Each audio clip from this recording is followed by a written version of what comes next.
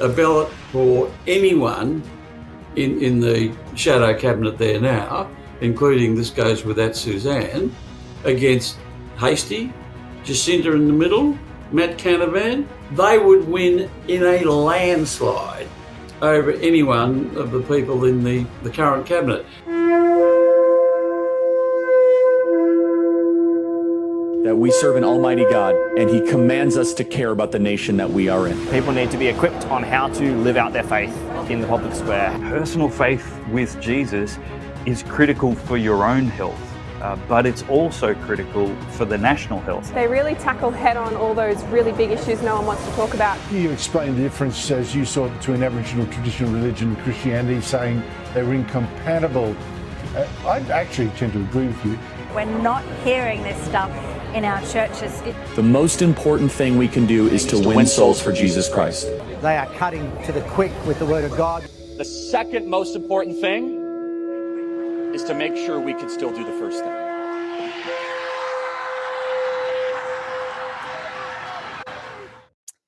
G'day and welcome to the Church and State Show. I'm Dave Pellowe, your host, founder and presenter, interviewer. Today I'm sitting down having a conversation with Graeme Haycroft. Graeme Haycroft has got some ideas on how to save Australia, and that's the topic, the series that we're in at the moment, asking important thinkers and other people in Australia exactly what are their big ideas.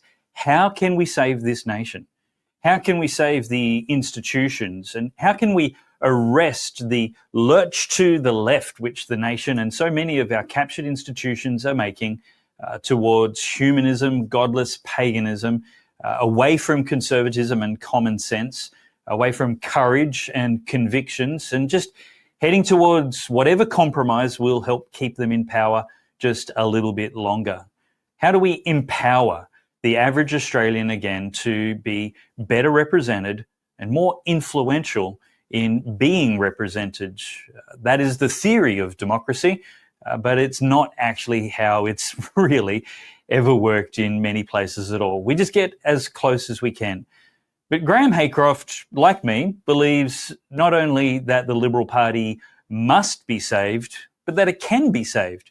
He's identified some areas that need reformation and is working on a strategy to effect that change.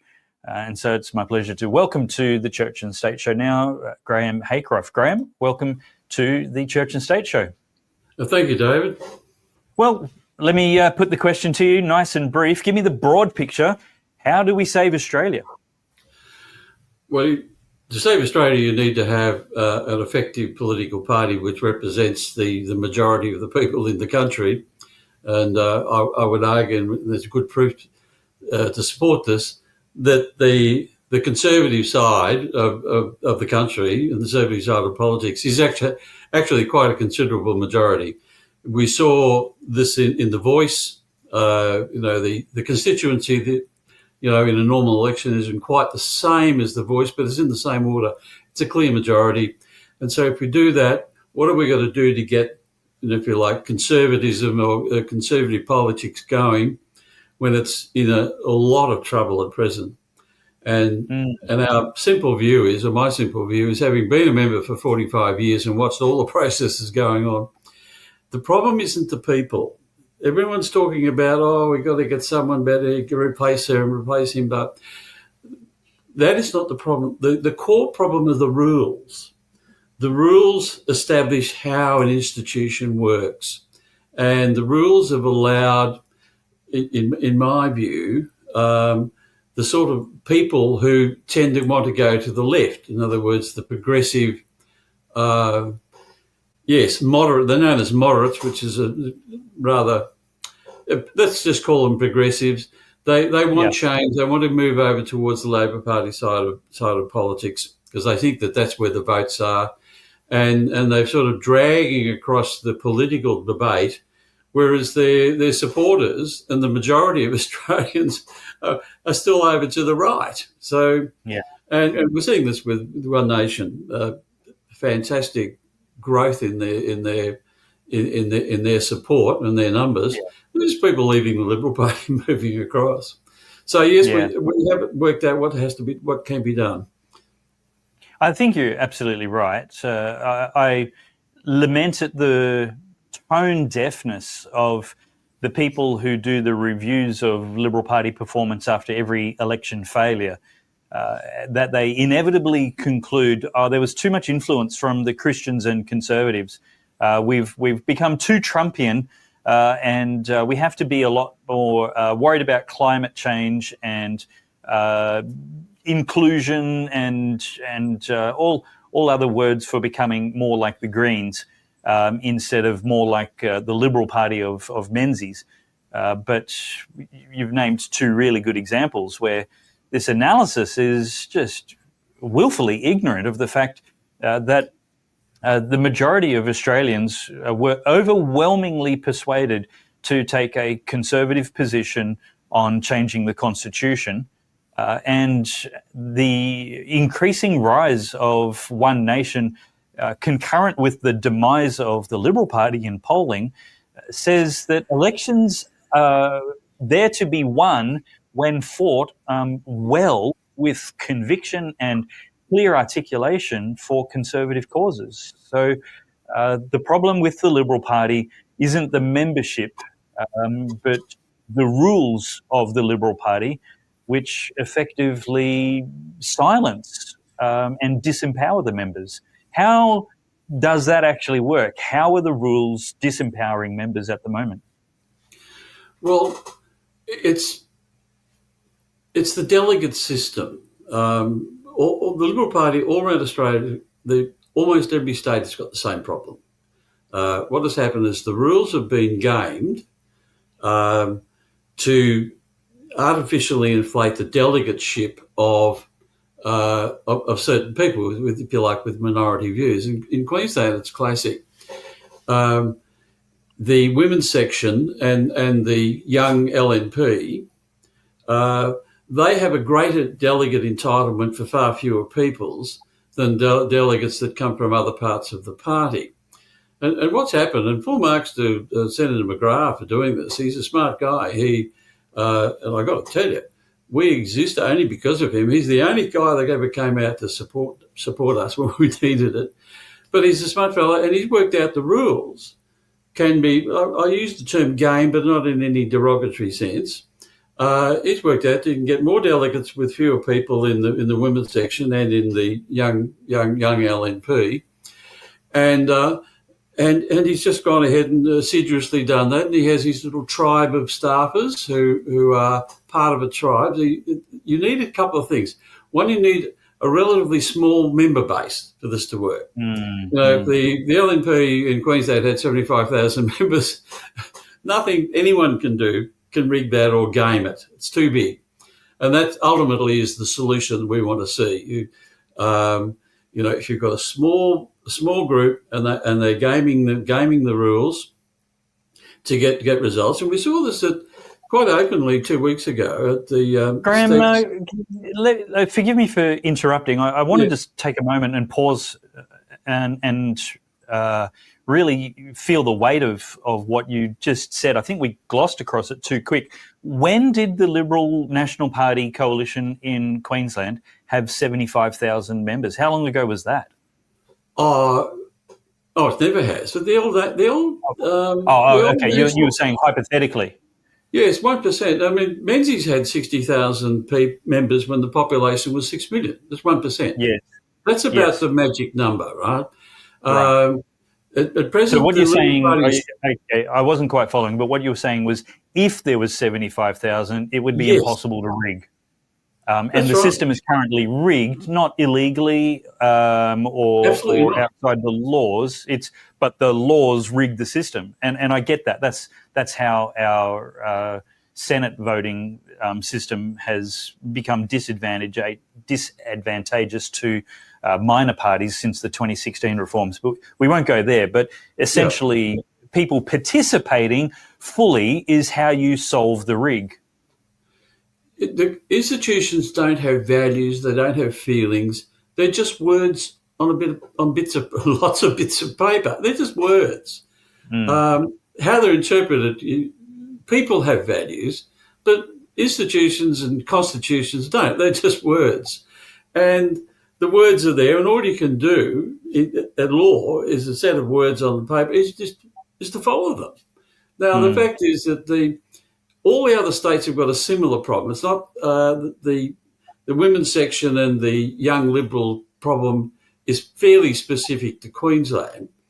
The other states have got different sort of, if you like, delegate type rules, which have all been gamed. In Victoria, God save them, they have decided because some of the numbers in the state electorates were getting so low, they decided that they would, in the pre-selection, they would top them up with another 25, I think another 25 people could come in from other electorates to help make sure that there was a balanced, a balanced debate and the result would reflect, more fully or whatever. But who selects the 25 people coming from other areas? The ruling clique, if you can call it that. So every state's got their own little gamey bits and pieces, all of which have really got to go. It all has to end. And the way you end it is you have one vote, one value.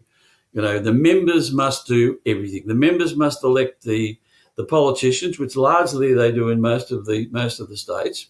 But it's very difficult. We need to have competitive pre-selections as well.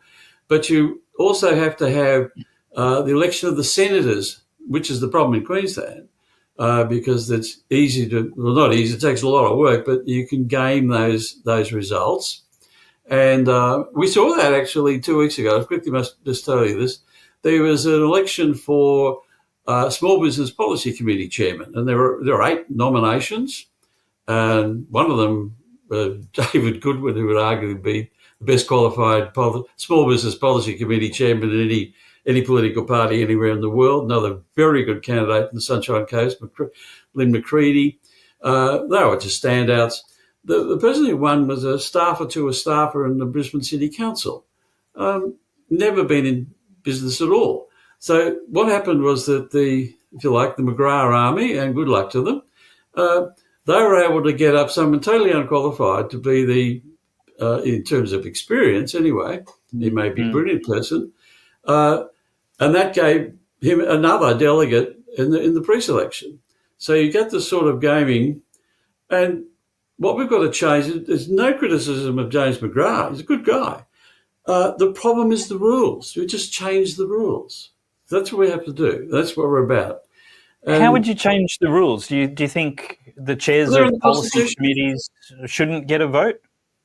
No, they should get vote on one vote, one. Everything should be one vote, one value. What's happened in the past? Well-meaning people have said we must bolster the women's section. We must bolster the young Liberals. Once in the old National Party, the policy committee chairman, and I was one for a long, long time, because we weren't actually selected by vote, if you like. We had speaking rights at the conventions, but we were never able to vote in pre-selections, which I was very happy with, because I always felt that should be only the people who were actually elected to that position. So these things were all done with all the best intent, but they've now, in the fullness of time, we've seen that they are having quite the opposite effect of what they were originally designed to have. So we have to change it. There's a constitutional convention next year for the LNP in Queensland, where all these matters are being discussed. We've set up this Liberal Reform Association because I was not confident that the internal discussions would be as open as they needed to be. And we just set up a parallel communication exercise. We're not an advanced Australia. We're just simply, we want the Constitution changed. We want to promote debate about it. And hopefully when it gets there, there'll be enough delegates who will see the light and just accept the simple reforms to stop all of this gaming of pre-selections. Members must vote for all parliamentarians and all council candidates should all be selected by the members. The specific one, the members specific to wherever they elect. So, if I live in Mooloolaba, I should be pre-selecting the local state council member, which is Fiona Simpson. I'm in her electorate. I should be responsible for pre-selecting her, as are all the other members. And anyone outside, no. They're in a different electorate. They're involved with pre-selecting there. Are outsiders currently empowered to vote in the Mooloolaba electorate for the state member? No, there's no problems. This is really this. There are a number of problems with the LNP system, but that isn't one of them. Right? The system is fairly good. What we want to do, though, is get the Senate stuff sorted out. But most importantly, we want to have a la the Canadian system, whereby the members of the party at large will vote for the parliamentary leader. I like this idea, but I want to make sure the listeners understand how it currently works. So there's no problem with, you're saying there's no problem with the system to elect state MPs, candidates at the moment, but the system to elect federal senators is not currently decided by the members of the party across the state, because a senator represents the whole state as their electorate. And there's 6 up for election across the state at any one time. And the major parties have a chance of getting between 2 and 4 out of the 6 representing the whole state. So typically a party will have 4 to 6 candidates for that federal election Senate ballot. How are those senators or candidates for Senate currently chosen in the Liberal National Party of Queensland? Right. Well, they're chosen by the delegates to a body called the State Council, which is the delegates largely come from, if you like, the party units, which would be like the State Electorate Council, the federal, divisional councils. They have an entitlement to send so many delegates. The policy committee chairman are delegates, and we saw 2 weekends ago how a well-organised group can get someone who is going to support, presumably, Senator McGrath, and that's fine. And that's what happens, and there's a disproportionate number of representatives from the women's section have delegateship in there, and from... Now, what do you mean by disproportionate? So a branch can send how many delegates? Like an SEC, a State Electorate Council branch, a state branch or a federal branch, how many delegates can they typically send? I'm not sure the exact numbers, but effectively, a State Electorate Council would probably send 3, I think. Don't hold me to that. It's about that. But you've got the situation where, for the number of members involved, a disproportionate proportion, if you like, can come from the women's section, and certainly from, the young LNP. They, in terms of their actual overall numbers, they get a disproportionate delegateship. So let me try and illustrate the disproportion as I understand it, and you can please correct me if I'm wrong. If there's, and I'll just pick a number, if there's 5,000 members of the LNP across the state, and 50 people get to go to state council, just hypothetically as an example, that's 50 out of 5,000. That's essentially 1 in 10. It's about 350. It's about 350. But just hypothetically, just work with me on the hypothetical. But what you're saying is the women's branches and the young LNP branches, because they get to send a bunch of delegates from a much smaller pool, that effectively they're getting a much higher concentration or a much smaller number of people is getting undue influence on the process by still having a significant number of delegates. Have I got that roughly right, or would you explain it better? Roughly. That's roughly. No, it hasn't been much of a problem before because no one really bothered about doing it. About rigging it, about using the rig. Yeah. No, he's to be congratulated. Unlike a lot of his colleagues, he actually studies rules, and it's handy to have those sort of people in the political process, I can tell you. Well, this is the difference between... I think there's an important difference between the word rigging It's not rigged. and corruption. There's no corruption here because the rules haven't been broken. So, for example, media can rig elections by giving 100% negative attention to one party and 100% positive attention to another party. It's not illegal. But it is changing. It is putting your thumbs on the scale instead of letting representation happen more organically. And so, by using the rules of the LNP delegate system, you're saying the thumbs have been put on the scale, and therefore the system. We need a solution. That's right. Yes, there's no rigging. It's not rigging. It's just assiduous. The rules weren't designed for that effect, but rules in an institution don't have feelings. They don't have judgments. They're just words. I think the rules are the rig, but that's just my choice of words. That's it. Yeah, the rules allow things to happen which they didn't think was going to happen. So you change the rules. That's how you fix it. You don't complain about the people doing it. You say, right, those rules weren't designed for that. We're going to change those rules. And it's the and that's exactly what they did in 2016. The Malcolm Turnbull government looked at the 2013 election where Ricky Muir from the Motoring Enthusiasts Party got elected with an extraordinary flow of minor party preferences, care of the way the system used to work. And they said, we don't like this anymore. The system is rigged against the major parties, giving minor parties undue influence, which they didn't like.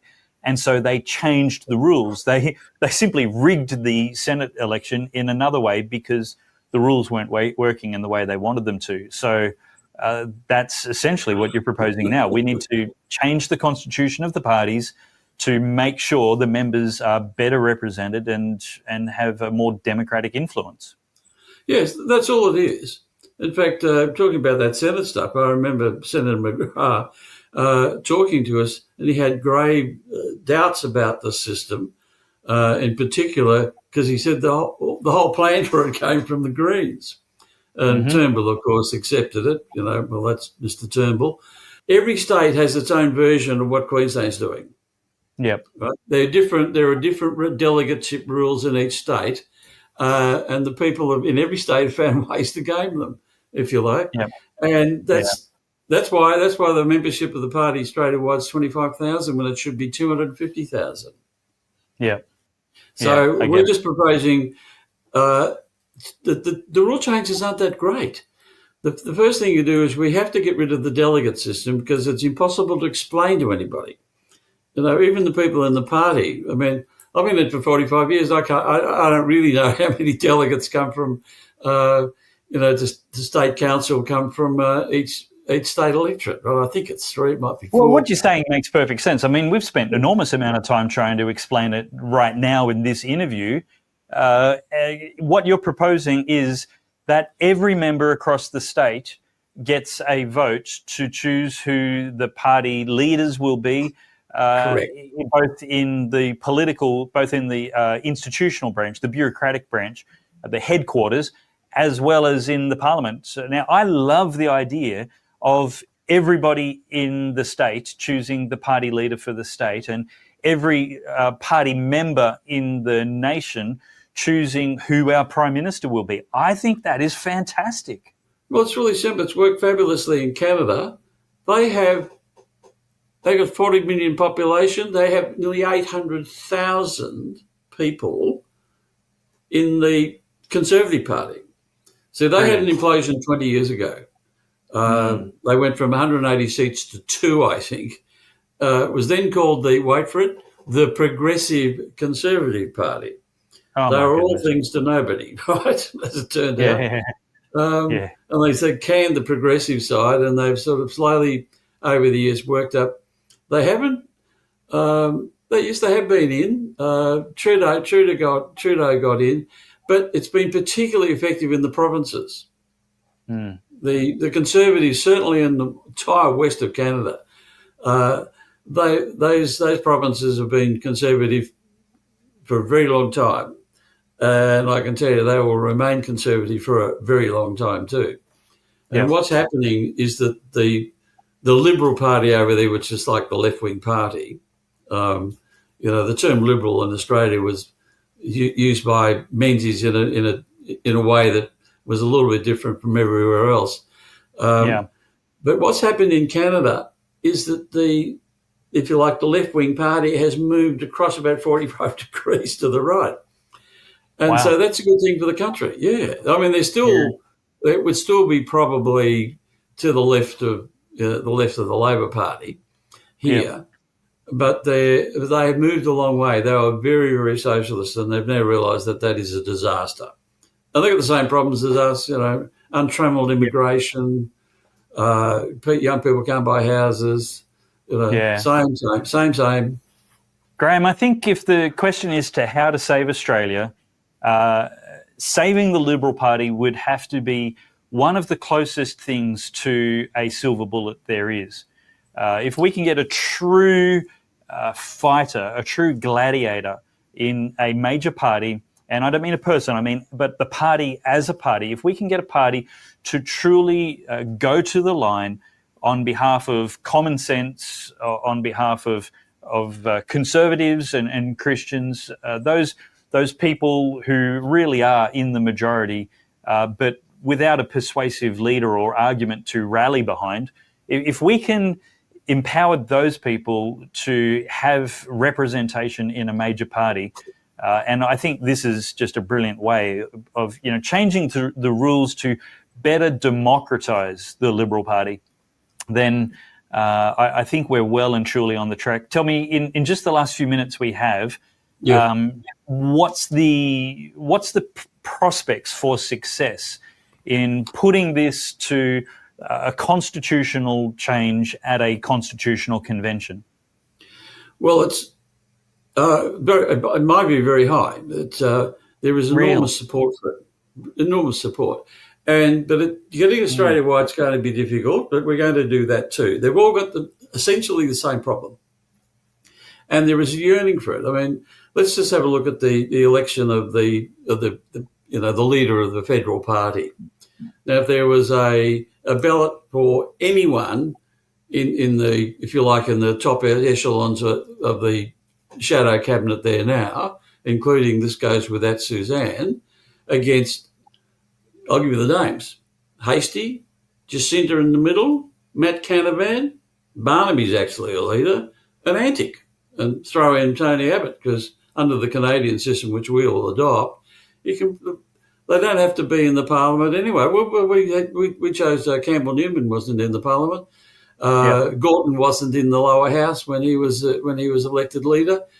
They would win in a landslide over any one of the people in the current cabinet. At present, the leader of the party is chosen by the colleagues, and they have a different view. The members just want the best person who. And when I'm voting for them and you're voting for them, we're not worried about whether we're going to get a good cabinet spot, right? Yeah. We're only want to know, can this guy or gal lead? That's it. Yeah. And that's the change, and that'll dramatically change. People, so you pay to be a member, you pay $20. You get to decide who your local councillor is going to be, or the candidate, who your local state member is, who your local federal member is, who your senator is, and who's going to be the leader of the party.